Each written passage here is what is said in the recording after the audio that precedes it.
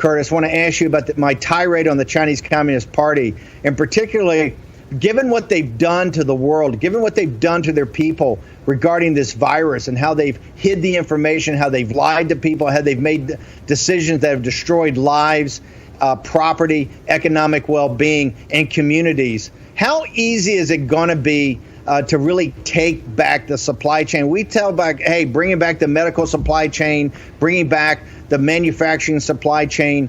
When you actually got to put that into action, how tough is it going to be, particularly when the corporatists that Joe Biden represents from Wilmington, Delaware, and the Wall Street faction is going to fight you every step of the way because their business model is predicated upon slave labor in China? Well, exactly right. It took 40 years to get into the mess that we're in, and that's a conservative estimate. It might be 70 years to get into this. It's been the policy of Washington since World War II, since the end of World War II, to integrate our economy with this concept of a global economy, to merge our economy with the rest of the world. China is simply the last iteration of that. And for the last 40 years, we have been merging our economy with China's slave labor economy. So it's going to take a while to get out of this, and it's going to be a huge challenge. You see in the New York Times today a story about the administration has now placed more Chinese companies on the sanctions list because of the slave labor, the use of slave labor in Xinjiang. Now, these companies are suppliers to the giant corporations of America: Apple, General Motors, The Gap, Nike, outfits like that. In fact, in this New York Times story, they describe how Tim Cook had his picture taken at one of these slave markets in China, saying, "Oh, I want to see the excellent work they're doing here."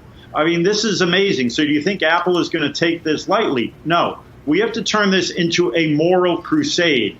We have to have a whole of society approach to call out, not just to call out and confront the Chinese Communist Party, but it's up to each one of us that we cannot be complicit and enablers of this type of slave labor. And this brings us to how we can tie it to the pandemic and tie it to the George Floyd protests. If you're gonna worry about endemic slavery in America, and America was built on slavery, this global economy is built on slavery. America has done more for the rights of workers and to make a fair and equitable deal for its people than anybody else in the world. Cut loose these slave markets, whether in China, Mauritania, Malaysia, or wherever.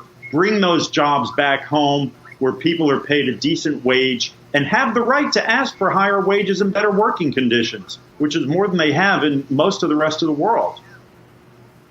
So, Curtis, why don't you position for us right now what's happening on Capitol Hill? Well, we see that there's now talking about the next level of stimulus, the next Economic Recovery Act. I say that the frame, how we look at what this bill is about, is as important, perhaps more important than the particulars that are in it. We have to position this bill as a way to re-engineer the economy so we are not vulnerable to the predations of the Chinese Communist Party. Whether you're talking about a payroll tax cut, other tax incentives should be pitched as a way to reshore jobs, to build those supply chains back here.